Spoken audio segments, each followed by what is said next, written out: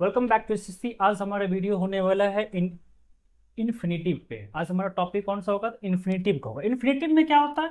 सबसे पहली बात, इन्फिनेटिव पर ध्यान ये देना है कि इन्फिनेटिव का जो स्टार्टिंग होगा या इन्फिनेटिव की जो पहचान है वो किससे होगी? तो 2+v1 से होगी।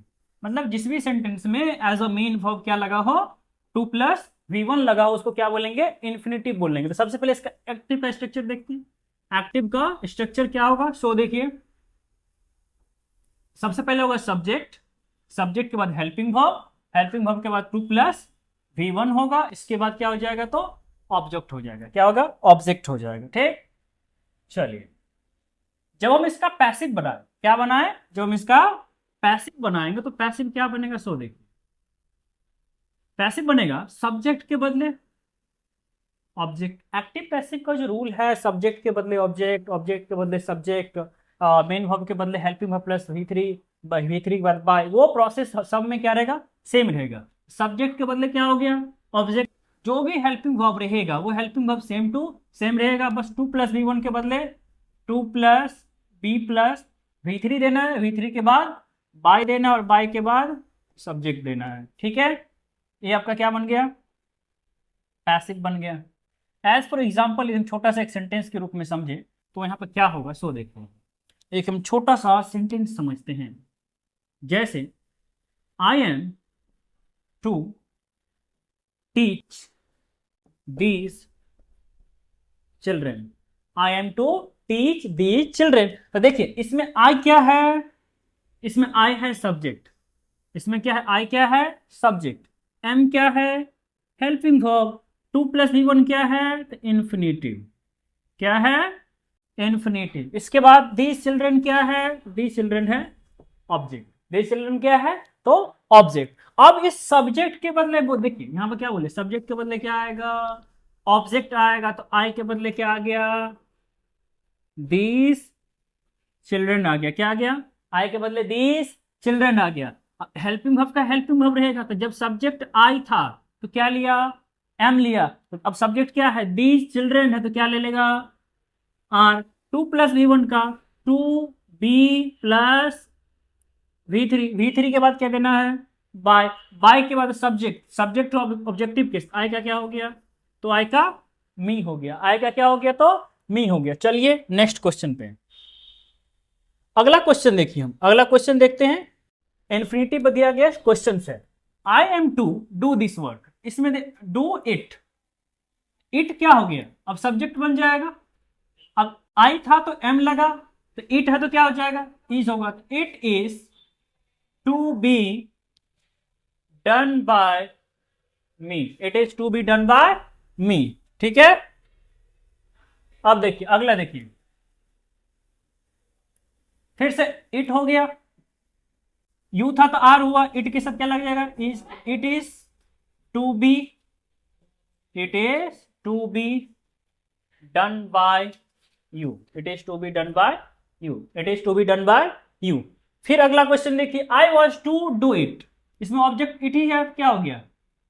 It was to be done by, I का क्या हो गया? मी हो गया। सबसे पहले देखना है कि सब्जेक्ट क्या है, हेल्पिंग वर्ब क्या है, 2+v1 देखना है, और उसके बाद क्या देखना? इट देखना है। तो इट यानी ऑब्जेक्ट देखना है। इट का इट ही रह जाएगा। हेल्पिंग वर्ब सब्जेक्ट के अकॉर्डिंग, सब्जेक्ट इसमें क्या हो गया? इट हो गया। तो क्या हो गया? It had to be done by me. Simple है। नेक्स्ट क्वेश्चन है, my father is to buy a car. इसमें ए कार क्या है? ऑब्जेक्ट है। तो माई फादर के बदले क्या हो जाएगा? A car. A car is to be bought, V three के बाद बाय, और माई फादर का माई फादर हो गया। माई फादर का माई फादर हो गया। नेक्स्ट है, the teacher was to teach us. यहां पे अस क्या है? Objective case. ऑब्जेक्टिव केस इसका इसका सब्जेक्टिव क्या हो जाएगा? The teacher. सब्जेक्टिव क्या हो जाएगा? The teacher. तो देखिए, अस के बदले जाएगा द टीचर, द टीचर के बदले क्या आ जाएगा? अस। तो अस का सब्जेक्टिव केस वी आता है। We were to be taught by the teacher. Subjective का ऑब्जेक्टिव होगा, ऑब्जेक्टिव का सब्जेक्टिव होगा, 2 + V1 का 2 + B + V3 होगा।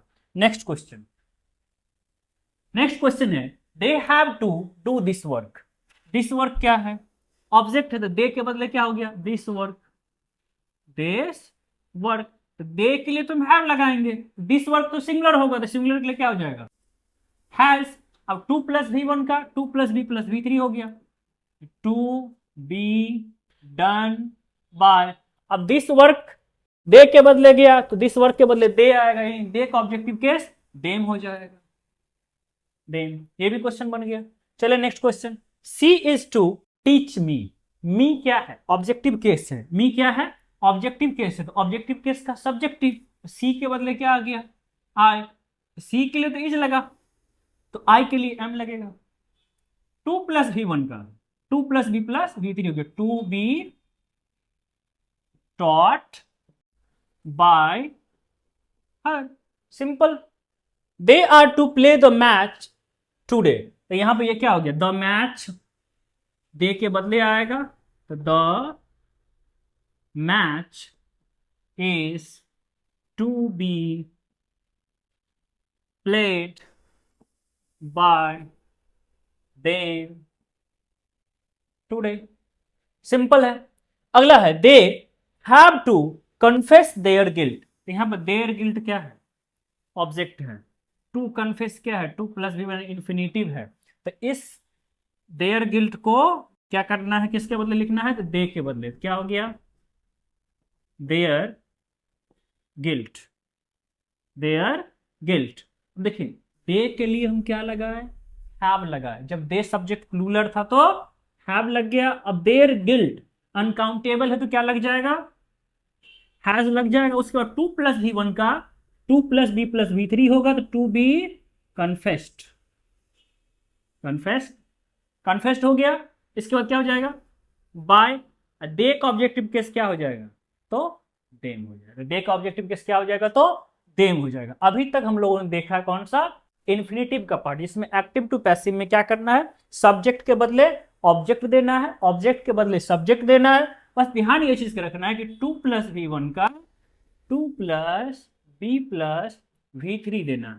तो इन्फिनेटिव में इस प्रकार से आपको चेंज करना है। मिलेंगे फिर से नेक्स्ट वीडियो में, तब तक के लिए नमस्ते, मिलते हैं नेक्स्ट वीडियो में।